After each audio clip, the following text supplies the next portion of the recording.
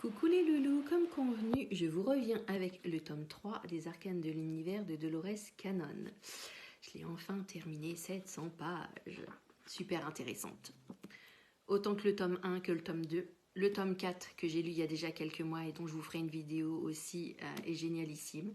Et le tome 5, cerise sur le gâteau, sera disponible à l'achat vraiment je crois au mois de mars-avril et donc j'ai hâte. Même si une partie de moi n'a pas tant hâte que ça, puisque le 5e tome, ce sera le dernier, et Dolores Cannon étant décédée. Et voilà, comme à la fin de chaque série d'un bouquin ou d'une série télévisée, on a hâte d'y être. Et puis quand on a fini, on est un peu mince. S'il y en avait encore, comme le dernier chocolat d'une boîte de chocolat. Voilà. Donc là, je vais vous parler très rapidement de sujets qu'elle aborde, mais là, cette fois-ci, je vais vous parler plus longuement de sujets que j'ai vraiment adorés. Et je vais essayer donc de faire une vidéo concise parce qu'à chaque fois sur les arcanes de l'univers, je crois que je tourne autour des 10-15 minutes, donc je vais essayer d'être plus concise. Donc là-dedans, ce que j'ai bien aimé, c'est qu'il y a toute une partie, je ne sais plus si c'est un chapitre, où dedans, il y a un système de questions-réponses. Et j'ai vraiment trouvé ça cool parce qu'il y a certains sujets, ils n'ont pas besoin forcément d'un chapitre, mais ils ont besoin d'être quand même évoqués, même si c'est sur quelques lignes. Et ça, en fait, elle l'a bien intégré au bouquin, donc j'ai trouvé ça vraiment cool. Elle aborde plein de sujets comme des personnes qu'elle a fait régresser vers une vie animale. Je crois qu'il y a une personne, c'était un ver de terre. Une autre personne, c'était aussi vers des vies végétales. Une personne, c'était une pierre. Donc tout ça, c'est très intéressant. Elle abordait à nouveau les capacités de guérison et d'auto-guérison du cœur. Oh, du cœur, c'est marrant, lapsus du corps. On dit toujours lapsus révélateur. Elle parle aussi des objets qui sont fabriqués en indiquant que en fait, ces objets-là, contrairement à ce que pense la majorité des gens, ils dégagent une énergie et ils ont bien une conscience. Elle reparle de certaines civilisations avancées voilà, qui ont encore craché à cause des abus, des prises de pouvoir, des trop gros égos. Alors heureusement, il y a certaines civilisations extrêmement avancées qui, elles, sont passées dans une autre dimension et qui continuent leur évolution, mais malheureusement, il y en a beaucoup qui sont plus d'actualité depuis très longtemps parce que trop d'abus comme d'habitude. Donc maintenant, je vais passer vraiment au sujet qui était super intéressant. Donc à un moment, elle aborde le sujet de l'imprégnation. Donc en fait, l'imprégnation, c'est quand de fausses vies, elles sont implantées dans un être humain et que en fait, ce dernier, il n'a pas conscience qu'il a été imprégné et pour lui, il a vraiment vécu ses vies. Donc elle explique en fait pourquoi ou dans quel cas il y a des imprégnations. Et entre autres, le cas le plus intéressant, c'est dans les primo-incarnés. Les êtres primo-incarnés, ce sont des êtres qui ne se sont jamais encore incarnés sur Terre et qui sont venus, en fait, qui se sont portés volontaires pour venir sur la Terre à cette époque, ils sont là depuis quelques temps, il y a une soixantaine d'années, mais qui sont venus à partir d'une époque pour aider la Terre. Et donc, en fait, ces primo-incarnés-là, ils ont été imprégnés de fausses vies pour que le décalage ne soit pas non plus trop dur pour eux et pour qu'ils puissent, entre guillemets, effectuer le travail qu'ils avaient effectué sur la Terre, hein, ce que leur âme avait décidé avec un groupe de sages de ce qu'ils allaient faire pour la Terre. Donc, ces primo-incarnés, elle explique qu'en fait, il y a eu 3 vagues de volontaires. Et d'ailleurs, elle a fait un bouquin, je crois, qui s'appelle Les 3 vagues de volontaires. Je crois que c'était avant les arcanes de l'univers, où elle explique en fait les différentes vagues, les 3 vagues, et elle explique, voilà, par rapport à chaque vague, quel type de personnes, à quoi... pourquoi elles sont venues sur Terre. Donc là, du coup, elle le synthétise rapidement. Donc je vais encore plus synthétiser.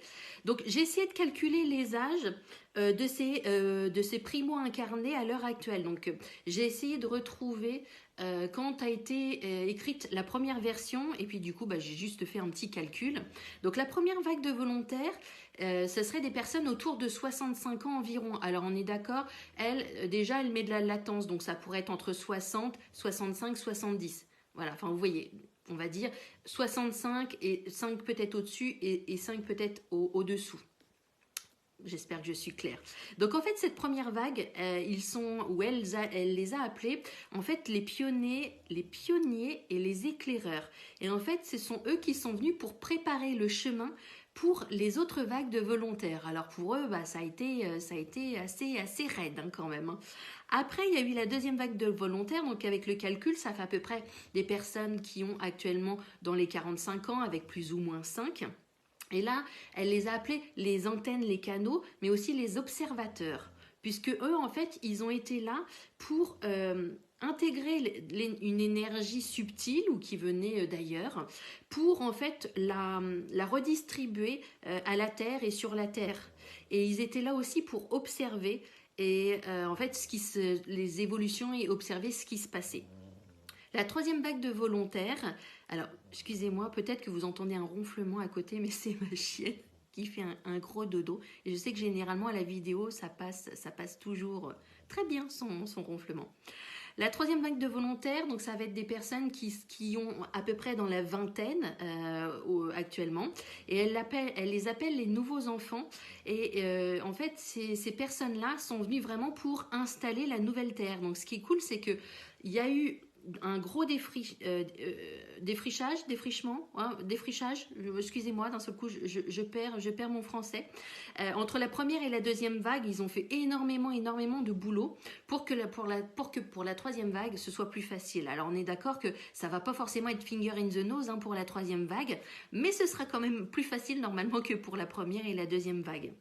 Donc voilà, elle explique ça. Évidemment, elle donne plus d'informations. Enfin, en tout cas, j'ai trouvé que c'était très très intéressant. Je pourrais vous en dire plus, mais sinon, je ne vois pas l'intérêt de vous dire lisez-le.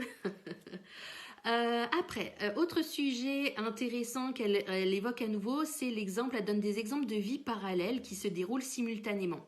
Et moi, ce que j'aime, c'est quand on a lu les deux autres, ça lie à la fois la notion que le temps linéaire n'existe pas, et est-ce que le temps réellement existe hein, c'est même nos physiciens quantiques, ils parlent d'espace-temps, mais ils ont plutôt tendance à parler d'espace maintenant.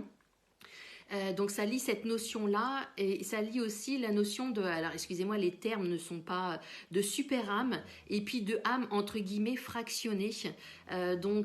Sujet que j'adore, qui serait extrêmement long à expliquer, mais que on vous comprenez très vite en lisant le tome 1, le tome 2, voilà, mais qui est très très intéressant. Après, j'ai adoré, elle parle de la création de la Terre. Donc, elle a fait un autre bouquin aussi, il me semble aussi avant les arcanes de l'univers, où elle parle de la genèse de la Terre. Alors, je ne me souviens plus du bouquin, ou c'est peut-être quelqu'un d'autre. Excusez-moi, il y a un moment, j'en perds un peu mon latin. En ce moment, j'ai plein d'informations qui me viennent un peu partout. Et contrairement à ce qu'on pense, donc voilà, la Terre n'a pas été créée de la manière dont on le pense. Et elle explique que au début, c'est l'eau qui a été créée, qui a été formée. Vous voyez, parce que nous, on a tendance à imaginer que la Terre, elle a été créée, puis que l'eau a été créée ensuite. Non, c'est l'eau qui a été créée, ok? Donc, dans l'espace. Ensuite, c'est la vie dans l'eau qui a été créée. Ensuite, c'est la Terre, donc autour et à l'intérieur qui a été créée. Enfin est arrivée la flore, puis la faune, et enfin l'être humain. Okay, et dedans, ça explique bien que les dauphins et les baleines, c'est les plus vieux animaux encore existants sur Terre et que c'est surtout les baleines, les premiers animaux à avoir été implantés sur Terre. Et je ne sais pas si vous en avez entendu parler, mais c'est vrai que depuis quelque temps, on entend de plus en plus parler de l'extinction des baleines, qui peuvent être dues à énormément de choses. Mais voilà, là-dedans, elle explique bien que de toute façon, cette forme de vie qui est extrêmement vieille est vouée à disparaître à un moment ou un autre, pas forcément due à l'être humain, mais parce que voilà, elle a joué son rôle, comme les dinosaures ont joué leur rôle, parce qu'à un moment aussi, elle explique que les dinosaures, ils ont été là pour une raison, en fait, pour une sorte de terraformage de la Terre, et que à un moment voilà, ils sont partis parce que le rôle qu'ils avaient à jouer il était joué, donc voilà, ils sont partis vers d'autres horizons. Et le dernier sujet vraiment incroyable que j'ai adoré, c'est qu'en fait, elle parle de la naissance de Pluton. Alors, je sais pas si vous vous intéressez un peu aux planètes ou autres. Il y a quelques années, Pluton, pendant très longtemps, Pluton a été considéré comme une planète. Et il y a quelques années, elle a été rétrogradée en fait. Et voilà, un grand conseil a décidé qu'elle ne serait plus une planète pour des raisons très scientifiques.